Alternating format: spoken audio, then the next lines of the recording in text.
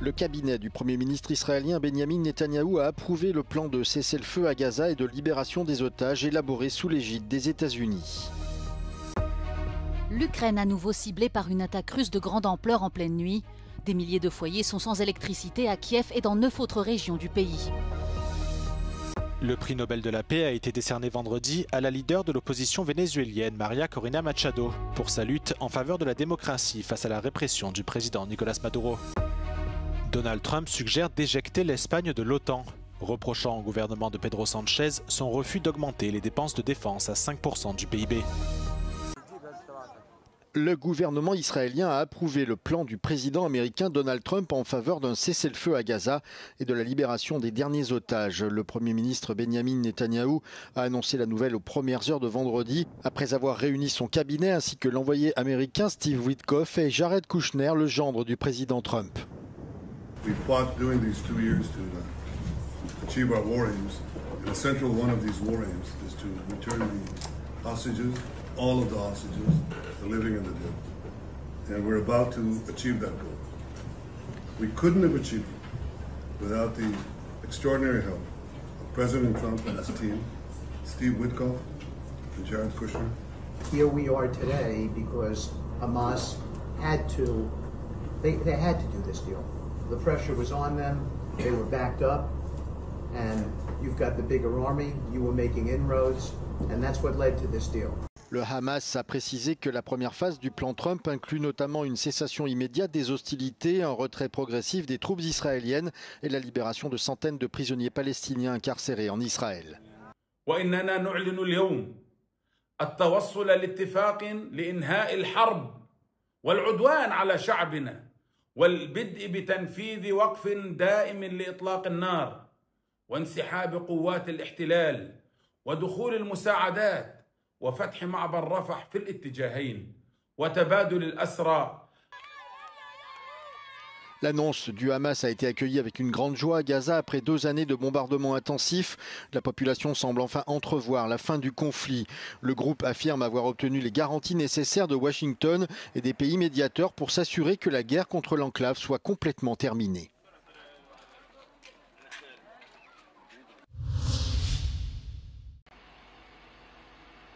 La capitale ukrainienne, Kiev, a une nouvelle fois été la cible d'une attaque russe de grande ampleur dans la nuit de jeudi à vendredi. Près de 497 drones et missiles russes ont été répertoriés dans le ciel ukrainien dès 2 heures du matin. Au moins 12 personnes ont été blessées, des bâtiments résidentiels endommagés, l'approvisionnement en eau a été interrompu et l'électricité coupée dans de nombreux quartiers de l'est de la ville. Ces frappes russes ont également visé d'autres grandes villes ukrainiennes. Dans l'oblast de Zaporijia, dans le sud-est du pays, un garçon de 7 ans a été tué selon les autorités locales. Ses parents ont été blessés. Des coupures de courant ont aussi été enregistrées dans 10 régions à travers le pays, dont celles de Donetsk, Dnipropetrovsk, Kharkiv, Soumy, Poltava et Odessa. Selon le directeur général de la compagnie gazière nationale ukrainienne Naftogaz, 60% des capacités gazières du pays ont été détruites. Moscou a confirmé avoir mené des frappes massives et ciblées sur des infrastructures énergétiques, assurant selon elle le fonctionnement du complexe militaro-industriel ukrainien. De son côté, le président ukrainien Volodymyr Zelensky a appelé ses alliés à répondre par des mesures concrètes à ces frappes, notamment en livrant de nouveaux systèmes de défense aérienne et en appliquant des sanctions.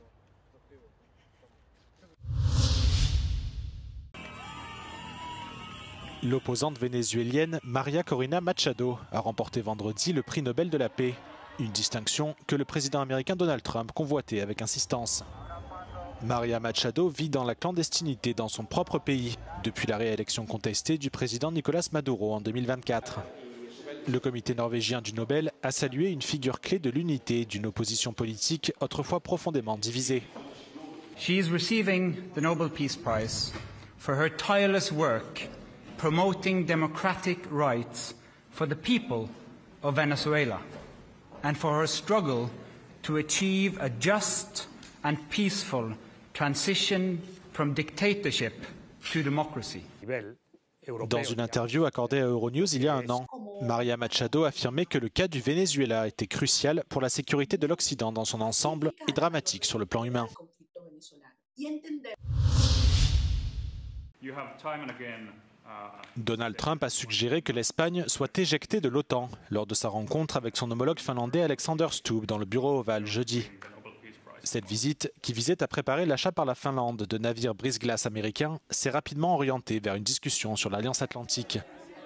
Les tensions sont vives entre Washington et Madrid depuis que le gouvernement de Pedro Sánchez a refusé de porter les dépenses de défense à 5% du PIB. I requested that they pay 5%, not 2%, and most people thought that was not going to happen, and it happened virtually unanimously. We had one laggard. It was Spain. Spain. You have to call them and find why are they a laggard, and they're doing well too. You know the funny thing, because of a lot of the things we've done, they're doing fine. They have no excuse not to do this, but that's all right. Maybe you should throw them out of NATO, frankly. La réunion entre Donald Trump et Alexander Stubb a toutefois permis d'officialiser la vente de 11 navires brise-glace à Helsinki, d'une valeur d'environ 5,3 milliards d'euros, dont le premier devrait être livré d'ici à 2028. La Fédération de Russie reste un acteur imprévisible, a prévenu le chef d'état-major de la défense roumaine dans une interview accordée à Euronews. Le général Gorghița Vlad a également déclaré que Bucarest continue de suivre de près les développements de la guerre en Ukraine et évalue leur impact sur la sécurité nationale de la Roumanie. Ce scenarii are în acest moment statul major al apărării române? Avem o întreagă plajă de scenarii. Nu trebuie să neglijăm absolut nicio amenințare sau pericol. Federația Rusă este un actor statal nepredictibil. Drept urmare, trebuie să fim în măsură să acționăm corespunzător cu orice amenințare va veni asupra teritoriului național, asupra integrității teritoriale. Ați văzut în ultima vreme că am discutat și am reușit să modificăm inclusiv legea privind controlul spațiului aerian împotriva intruziunilor neautorizate. Statul major al apărării ia în calcul absolut toate amenințările de la adresa securității naționale. Il a ensuite assuré que la Roumanie aidait à renforcer les capacités de défense de la Moldavie, notamment grâce au programme conjoint de formation et de développement militaire. Il a ajouté que l'État roumain avait l'obligation de soutenir ses citoyens à l'étranger en cas de conflit.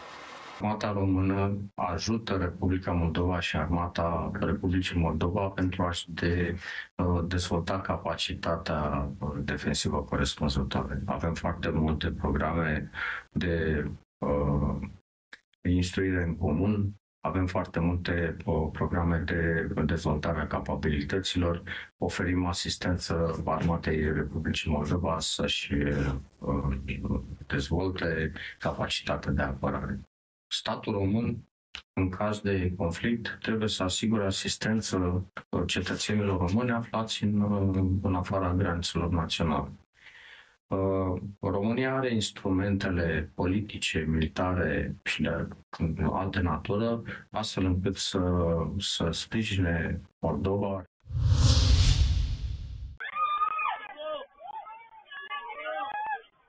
Un puissant séisme de magnitude 7,4 s'est produit au large de la côte sud-est des Philippines ce vendredi, causant au moins 2 morts. Des images en provenance de Davao, la grande ville la plus proche de l'épicentre, montrent des habitants surpris par la secousse, mais aussi des agents de santé transportant des blessés vers l'hôpital. Une femme est décédée dans la ville de Mati après avoir été atteinte par la chute de débris d'une maison, selon les autorités locales. Les experts philippins des tremblements de terre ont déclaré qu'ils s'attendaient à de nombreux dégâts. Une douzaine de répliques, dont une au-delà de 6, ont été signalées depuis la première secousse. Les habitants avaient d'abord reçu des avertissements d'évacuation en raison des risques de tsunami, mais l'alerte a finalement été levée. Le pays a déjà été touché par un tremblement de terre le 30 septembre dernier sur l'île de Cebu, située au cœur de l'archipel philippin. Il avait fait au moins 74 morts.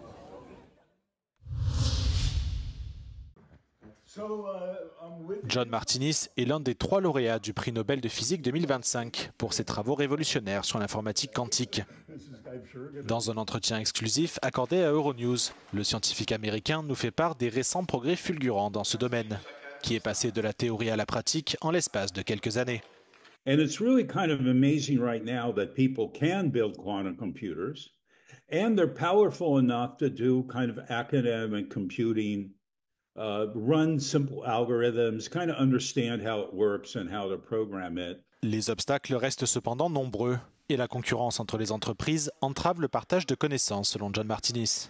One of the issues here is that as people are building the technology, since it's more of a private enterprise, you tend not to want to share what you learn. I think part of the problem here is the scientists are very optimistic, but also a little bit naive about how hard it is to build a system and all the engineering that has to be done and all the different technologies you need to do to get it to work. Malgré les difficultés, John Martinis entrevoit une nouvelle ère pour les jeunes scientifiques qui souhaitent se lancer dans l'informatique quantique, alors que les offres d'emploi et les formations se multiplient dans le secteur. It's really fantastic for young people that there's a lot of job opportunities to build quantum. I mean, this was kind of unheard of when I was being a student. And this is really nice. And all I could say is, if you're interested in it, join a good group.